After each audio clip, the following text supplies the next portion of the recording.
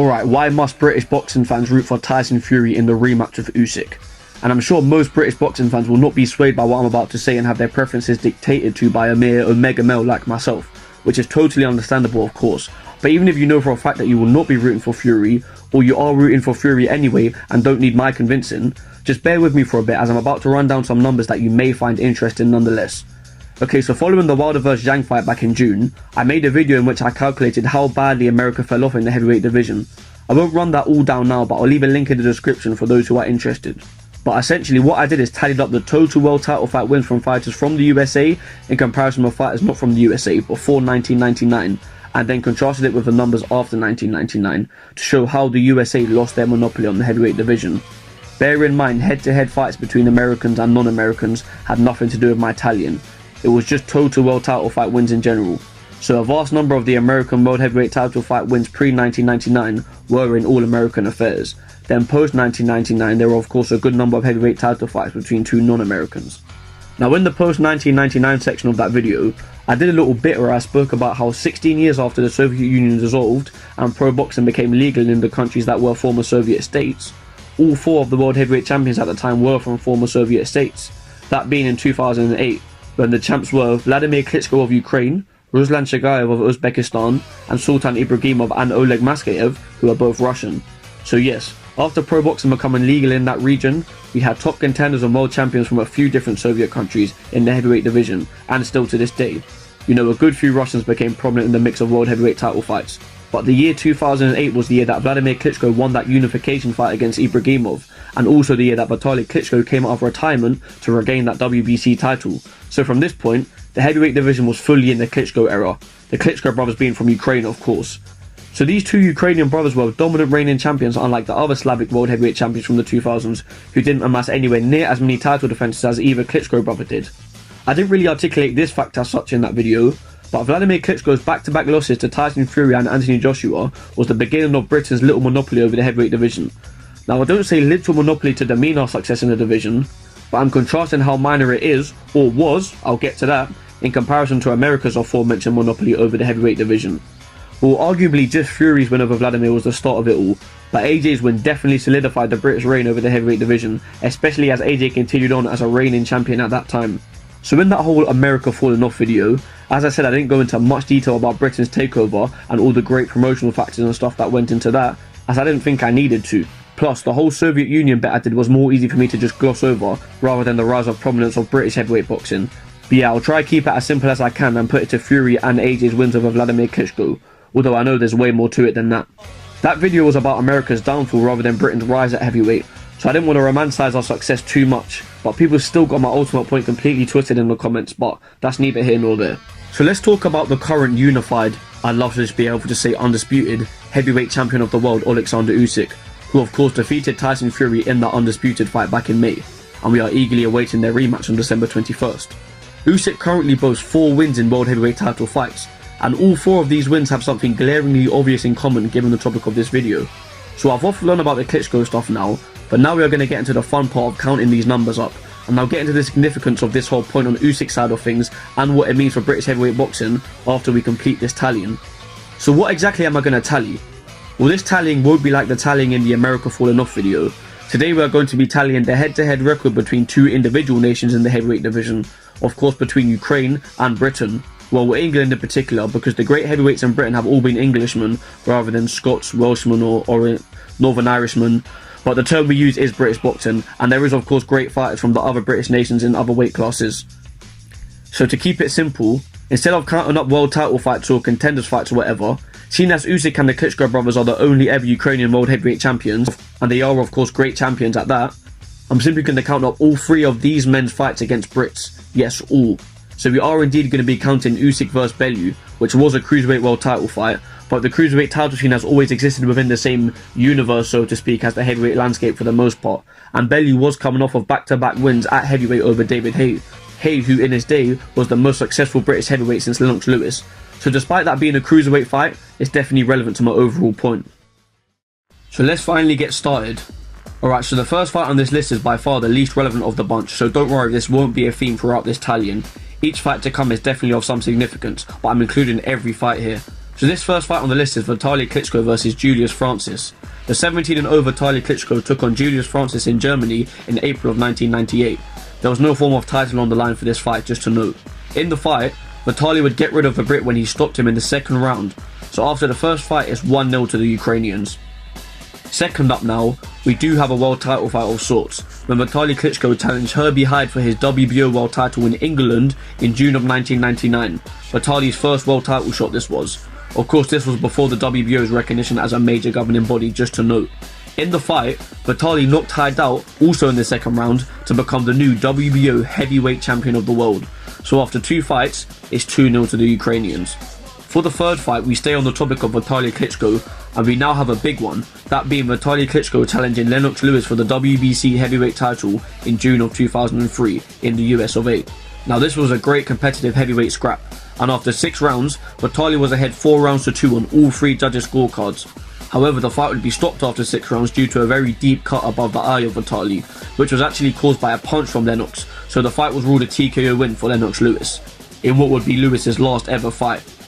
Vitaly failed to gain the WBC title, so a win for the Brits. After 3 fights, we are now 2-1 to the Ukrainians. For the fourth fight, we still remain on the topic of Vitaly Klitschko. Not long after Vitaly's failed attempt at challenging for the WBC heavyweight title against Lennox Lewis, he won the vacant WBC title to become the next champ after Lewis, as of course Lewis had now retired. His first defense of that title came against the Brit Danny Williams in America in December of 2004. One Danny Williams who was coming off of a knockout victory over Iron Mike Tyson. In this fight between Vitaly Klitschko and Danny Williams now, Vitaly would knock Williams down 4 times throughout the fight, the last time being in the 8th round, and this spelled the end of the night for the British contender. That's 3-1 to the Ukrainians after 4 fights. Okay, for the 5th fight, we finally have a Wladimir Klitschko fight, as we fast forward 6.5 years into the future for Vlad's unification fight against the Super WBA heavyweight champion David Haye in Germany in 2011. Wladimir was the unified WBO, IBF and IBO heavyweight champion at the time. In the fight, Wladimir Klitschko won a unanimous decision by a fairly wide gap on the cards, a fight which tarnished the reputation of David Haye to a considerable extent. Despite it being a clear and dominant victory for Klitschko, it wasn't what happened in the ring that was so damaging to Haye. It was more so the contrast between Haye's pre-fight trash talk and post-fight excuses which left a bad taste in the mouths of the fans. Regardless of whether or not the toe injury was legitimate, taking his boot off in the ring in the post-fight interview and standing up on the table to display his injured toe at the post-fight presser was just not a good look, again, especially given how much Haye gave at the big and in the build-up. The toe injury claims left Haye subject to a lot of criticism and ridicule for that matter. David Haye's trainer of the time, Adam Booth, said on Simon Jordan's podcast last year that due to Klitschko experiencing criticism for making excuses in his own losses in the past, he actually indicated or sort of gestured to Adam Booth during the presser to get Haye to stop what he was doing so Haye didn't get hammered in the press the way he was in the past. So fair play to Vlad for looking out for his foe like that. But Adam Booth didn't process everything in time to stop Haye from displaying his injury to the public. But yeah, I didn't mean to go on about a single entry that much in this tallying. I almost spoke more about this one Wladimir fight than the 4 Vitaly fights combined I just mentioned. But yeah, this story is kind of just more pertinent to the ultimate point of this video than those Vitaly fights, with an obscure fun fact in there too which we all love. One more thing actually, despite Haye's last fight being in 2018, this 2011 loss to Klitschko was his last ever world title fight. But ultimately, Wladimir Klitschko vs David Haye makes it 4-1 to the Ukrainians overall here. And now we fast forward just 7 months for the next fight between a Klitschko and a Brit. This was Vitaly Klitschko defending his WBC title against Derek Chisora in Germany in February of 2012. Now much like his British rival, well, would-be rival shortly after this fight, Derek Chisora would also make it the distance with the Klitschko brother, but lost by a considerable gap on all 3 of the judges' scorecards. So another dominant win for a Klitschko brother over a Brit to make it 5-1 to the Ukrainians. Vitaly Klitschko's next fight after the Chisora fight would be his last, so that's the last we'll be hearing of Dr. Iron Fist as I count up these numbers here. So over 3.5 years after that Vitaly Klitschko vs Derek Chisora fight, Vitaly's little brother Wladimir, who was still the unified WBA, WBO, IBF and IBO heavyweight champion and coming off of 19 consecutive world title fight wins, was taking on British challenger Tyson Fury. This fight taking place in Dusseldorf, Germany in November of 2015. In this fight, Tyson Fury would famously outbox Wladimir Klitschko over 12 rounds to become the new unified heavyweight champion of the world, to end Wladimir Klitschko's dominant reign as champion and essentially end the Klitschko era. Fury had got one back for the Brits, but still 5-2 to the Ukrainians overall here, so not really very close overall still. So after fight 7 on this list, Fury is the first Brit to beat a Klitschko brother since Lennox Lewis 12 years earlier. Alright, now I'm going to find myself going into a good bit of detail about Wladimir Klitschko fights again amid the tallying, but this context is quite important here. So of course, Tyson Fury and Wladimir Klitschko signed to rematch each other, and because of this, Fury was of course stripped of his IBF title immediately, a common theme that comes up in my videos as it goes. So let's not beat around the bush. We all know that Tyson Fury did not go on to rematch Klitschko and defend his WBO and WBA titles as his overall health declined significantly and he would be inactive for over 2.5 years. But a lot happened before Fury lost the other two belts, so I'll quickly run through that.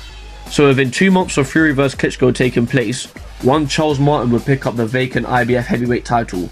Within 3 months of winning that title, the American Charles Martin would be making his first defense of that belt over in England against Anthony Joshua.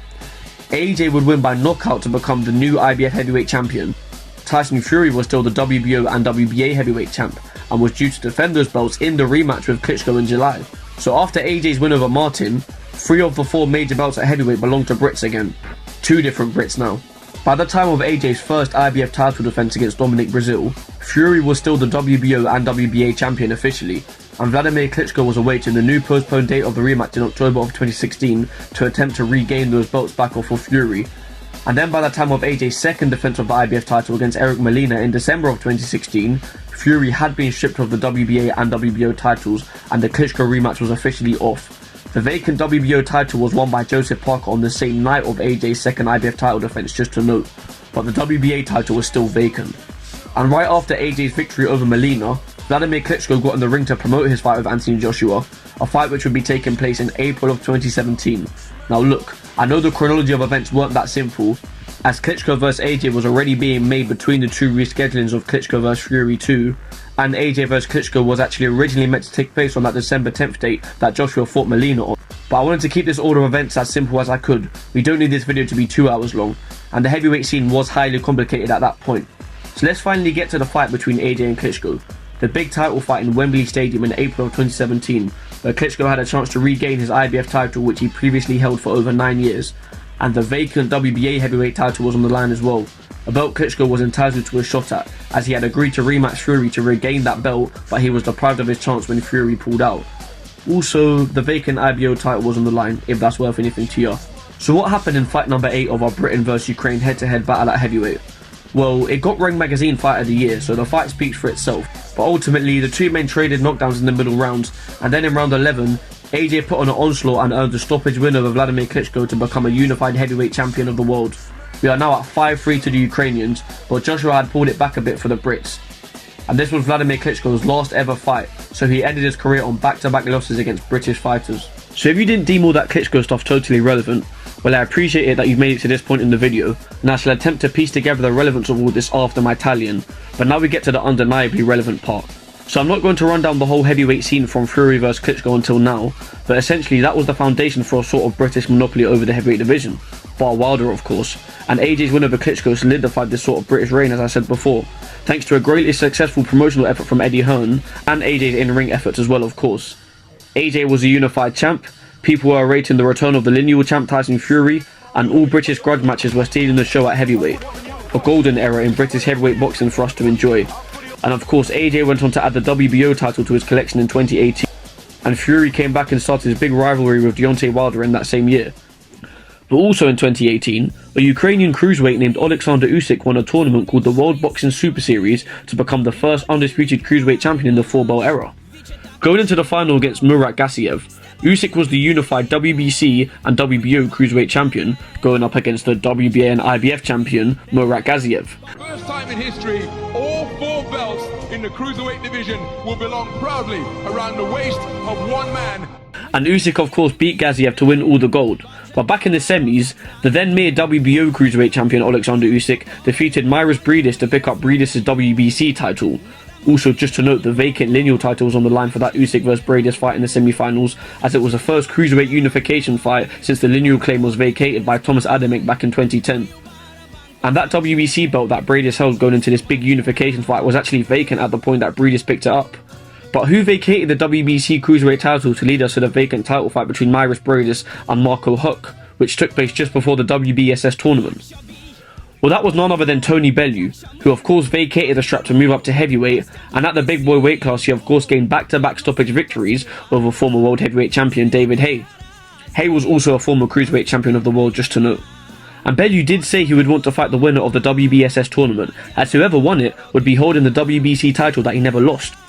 And despite Usyk holding all 4 belts and the lineal title coming off of the WBSS tournament, he still agreed to come over to England to defend his undisputed cruiserweight title against the former WBC cruiserweight champion in Tony Bellew, who was now moving back down from heavyweight of course, with the desire to regain his cruiserweight gold, and again coming off the back of an iconic all-British rivalry.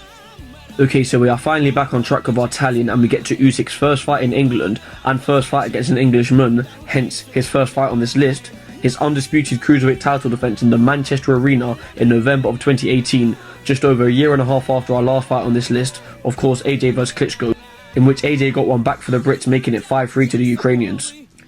So how was this head-to-head record affected by the, let me say, Usyk era? Well, I'm sure we all know the answer, so let me try and speed through it. Okay, Usyk vs Bellew finally. So it was a decent back and forth fight, and Bellew was boxing well. He definitely didn't look like the better fighter in there, but he was doing enough to just outpoint Usyk. And going into the 8th round, Bellew was actually ahead on 2 of the 3 judges' scorecards, and the other card was even. So Usyk was behind in the fight, but Usyk became too much for Bellew in that 8th round, and knocked Tony Bellew out brutally to end his career and make it 6-3 to the Ukrainians. Usyk vs Bellew was Usyk's last fight at cruiserweight to this day. So after defeating Bellew, Usyk vacated the cruiserweight belts to move up to heavyweight. Of course, the belts he relinquished at cruiser included the WBO title, and when a WBO world champion vacates to move up in weight, they become mandatory for the WBO world title in the weight class above. So Usyk was essentially a mandatory heavyweight challenger, but 2 tune-up fights would take place before his big world heavyweight title fight. So Usyk's heavyweight debut was actually over in America against the American Chaz Witherspoon, a fight in which Usyk of course won. But Usyk's second fight at heavyweight, the big step up in competition, would be in England against the English former world title challenger Derek Chisora in October 2020. Usyk would get the better of Chisora over 12 rounds to earn a unanimous decision victory and make it 7-3 to the Ukrainians, and make Chisora 0-2 against Ukrainians. And funnily enough, on TalkSport recently, Chisora predicted Usyk to beat Fury in the upcoming rematch and said, "Ukrainians always beat us." Now, I had that idea for this video before I heard him say that, but I was glad to hear him put it into words as it corroborates my whole point. So the British fans were all made well aware of Usyk after the Bellew fight, and he gained some fans here for sure. And now he just beat another one of our guys. But next up would be Usyk challenging Anthony Joshua for the unified WBO, WBA, IBF, and IBO World Heavyweight titles. Of course, Usyk being the mandatory for AJ's WBO belt.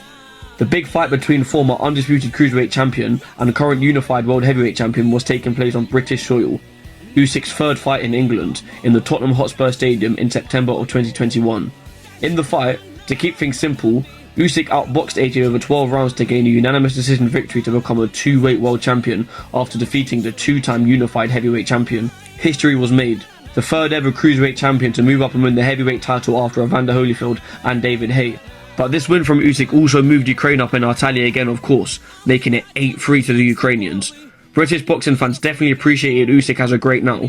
Not just because he beat Bellew and AJ, who both have many detractors over here, although that may very well be a factor, but he came here and displayed his greatness with a brutal KO win and the slick outboxing of a much larger man. Now after Usyk beat AJ exercised his one-sided rematch clause, an A-side contractual advantage that he and his promoter Eddie Hearn were now renowned for after the Ruiz rematch back in 2019. The immediate rematch was taking place in Saudi Arabia in August of 2022. The rematch would again go the 12-round distance, a more fun fight than the first and more competitive thanks to AJ's success to the body in the latter middle stages of the fight. But Usyk still managed to outbox AJ for the most part and overcome his body onslaught to earn a split decision victory. But many are in agreement that it ought to have been a unanimous decision in favour of Usyk.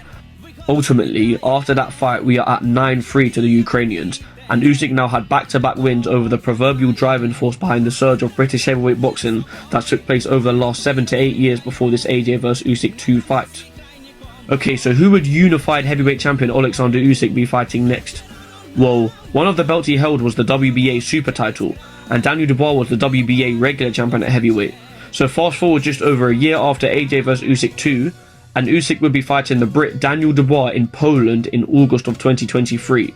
Well, we'll try to refrain from the obvious tangent that can come from this fight, but ultimately Usyk outboxed Dubois for the most part and was beating him to the punch so consistently to the point that Dubois quit in the 9th round. Stoppage victory for Usyk and a title defense over a Brit that makes it 10-3 to the Ukrainians. Now we finally get to the last fight on this Britain vs Ukraine list, the unification fight between unified WBO, WBA, IBF and IBO champion Oleksandr Usyk and WBC and lineal champion Tyson Fury. A fight of great magnitude. A fight to crown the first undisputed heavyweight champion in 25 years and the first ever undisputed heavyweight champion in the 4-belt era. Remember, Usyk is the first ever undisputed cruiserweight champion in the 4-belt era, so imagine if he does it again at heavyweight here. So the fight was taking place in May of 2024 in Saudi Arabia, and when the fight would commence, we got a fight in the ring that lived up to the greatness of the stakes. A great competitive back and forth battle, but a fight in which we'd see the smaller man Usyk be the ring general and hold his ground and put pressure on Fury to the point where in round 9, he rocked Fury badly to earn a 10-8 round. A knockdown ruled as the referee deemed that the ropes kept Fury up, but many argue that it should have been called off as a TKO win for Usyk at this point and that Fury was given time to recover by the ref. But regardless of this, Fury did manage to recover and remain competitive in the last 3 rounds of the fight. It went to the cards ultimately, and Usyk won a split decision to beat another Brit and become undisputed heavyweight champion of the world. A feat that no Brit could achieve in that phase of British dominance in the heavyweight division, despite the 2 Brits AJ and Fury being the only 2 champs in the division for a period that lasted a good year and a half. Usyk not only showed his in-ring superiority over these 2 men, but his superiority in fighting the guy to fight and giving the fans a fight that they all want. Well, maybe a good bit of credit has to go to Turki Al-Sheikh for an undisputed heavyweight title fight finally taking place. And one more thing, many argue Usyk's win over Fury definitely ought to have been a unanimous decision as well, especially with a 10-8 round, but I won't go on a tangent about scoring, I'll leave that up to you guys in the comments. But ultimately, this undisputed heavyweight title fight ends our tally at 11-3 to the Ukrainians. So yes, we end at 11-3 to the Ukrainians on this head-to-head list on how the Klitschko brothers and Usyk did against the British foes. And Usyk really came in and widened the gap, as 6 of those wins belong to him, and none of those losses do. Now I hope this video is reaching out to some newer boxing fans, and if it does, I hope you learned a thing or two about the recent history of the heavyweight title scene just now. Now why is all this rubbish with the Klitschko brothers all relevant anyway? Usyk is merely their compatriot, he has no relation to them, and he doesn't come from the same camp or employ a similar style of boxing to them. But ultimately, on the grand scheme of things, the prominence in British heavyweight boxing came off the back of the Klitschko era, as aforementioned, off the back of Fury's win over Wladimir, and then solidified by AJ's win over Wladimir, and people will even invalidate those wins from Fury and AJ respectively due to how old Wladimir Klitschko was at the time. And then along comes Usyk, smokes a guy who's coming off of a couple of all British heavyweight grudge matches, beats Chisora as you do, and then avenges his compatriot Wladimir Klitschko by beating AJ twice, proving to be the much better fighter over 24 rounds, overcoming both different types of approach from AJ. Then Usyk takes on the future of British heavyweight boxing, who is having his first world title shot, and makes him quit, but then he finally takes on Fury. Yes, let's get a win back for the Brits. What can this cruiserweight do to the 6'9" Gypsy King, who showed he can bully people with his size in the Wilder rematch? And Fury can also box very well, right? He's a slicker boxer than AJ for sure. Fury would be too much for Usyk. The supposed better one of the 2 Brits who had dominated the heavyweight division over the last 9 odd years ought to get the job done against Usyk.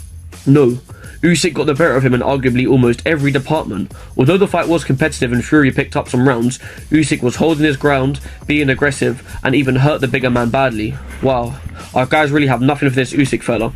The still undefeated Usyk, if I even need to add that. So now imagine if Usyk goes and beats Fury again. He's beat our 2 best guys twice each, and that leaves British heavyweight boxing prone to the narrative that we had our time in the sun when the division was still in somewhat of a dark age, but grew in revenue thanks to the great promotional efforts from the British promoters and broadcasters. But finally a good boxer came along and exposed the whole heavyweight scene in Britain. Now I don't think that's the way it is, and I'm sure many of you don't either, and retroactively invalidating the legitimacy of British heavyweight boxers in the world title scene in the last decade also minimises the magnitude of Usyk's feat in becoming undisputed heavyweight champion. But unfortunately the narrative will be easy to go by, as again, we've had 2 seemingly great champions in the last decade, and if Usyk beats Fury again, he's beat both of them twice, proving his vast superiority. I don't want to sound too general or sensationalist here because I know it's not this simple, but essentially, America lost their long-lasting dominance in the heavyweight division, the Klitschko era came off the back of that, then off the back of the end of the Klitschko era, we got a little time in the sun, then Usyk came to shut it all down. Now I know Usyk is not far from retirement and he's not going to reign over the heavyweight division for a long time, and we do have some promising British heavyweight prospects for sure, But if Usyk retires and the belts scatter, maybe none of them find their way to a Brit and this era fizzles out a bit. Now I know Frank Warren and Eddie Hearn have a lot of influence over Riyadh's season, so they can keep our guys in prominence at heavyweight. Well, I guess Frank Warren can, because AJ is Eddie Hearn's last hope at heavyweight now. But who knows if the new guard of British heavyweight boxers can match that of the last decade. Now, we hope they can surpass it, but there's no guarantee. Aside from retroactively making it look like we were never all that at heavyweight, if we see a decrease in British world heavyweight champions from now, but guys from other countries around the world are picking up the gold, I'll compare Usyk to Lennox Lewis in that sense. The British Lennox Lewis reigning dominant over the top American heavyweights of the 90s brought an end to that era, and allowed for the rise of Slavic boxers in the coming couple of years of his retirement. It wasn't purposeful from Lennox, but he was the transitioning point away from the American dominance. Usyk may serve as the same transitioning point away from the British dominance, which I'm certainly not comparing to the American dominance, by the way. So that 11-3 number, that tally, let me break it down a bit. Vitaly Klitschko's 3 wins over Julius Francis, Herbie Hyde and Danny Williams, and the dominance of those wins, represents the dominance over that old guard of the British heavyweight scene of the late 90s and the 2000s. I don't need to run that whole era down, wasn't the best. But the Herbie Hyde one is the most significant as he won the WBO title off of him, and before the WBO was a major world title, the UK did see its fair share of that belt. Now Vladimir's win over Haye again is the win over the best we had to offer at heavyweight after Lennox Lewis, then Vitaly beating Zora was what it was. But the 3 wins for the Brit, well, question marks may be put over all of them, right? Lennox Lewis was getting beat up badly by Vitaly, and was fortunate to get the doctor stoppage win to retire as champ, as most people see.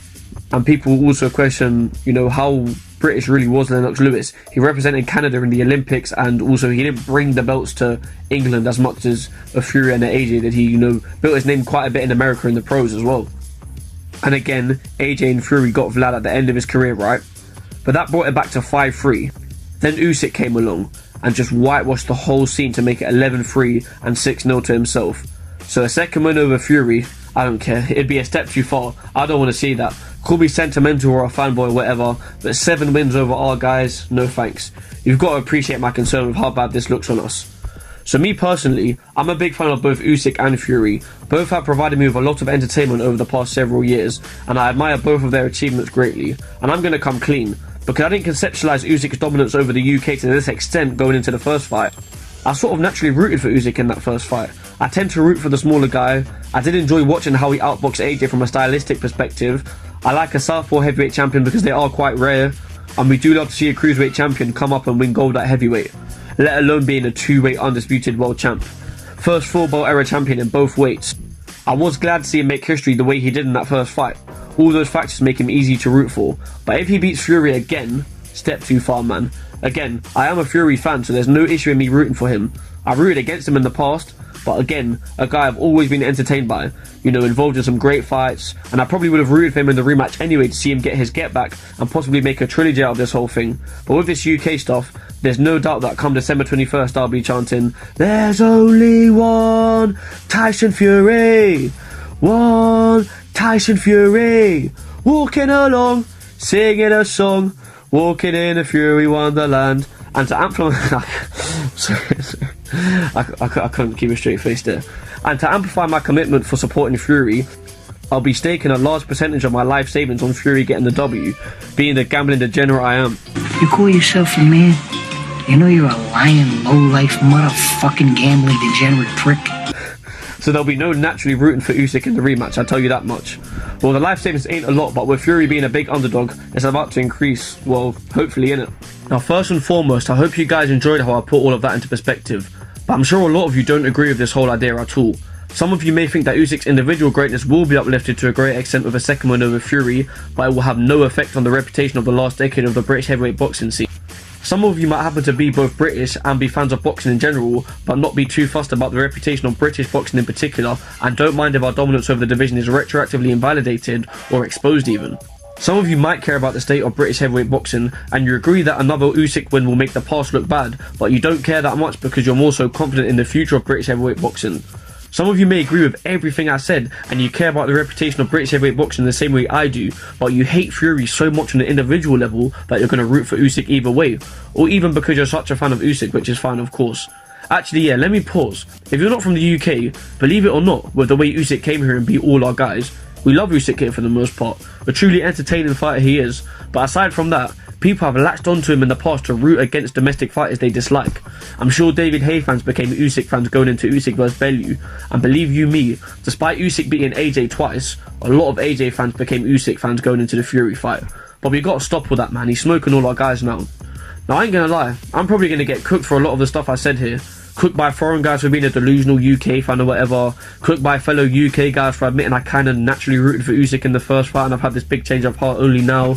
Or maybe even cooked in general because you think everything I said is completely irrelevant or inaccurate. You know, maybe you don't think there even ever was no British dominance over the heavyweight division anyway.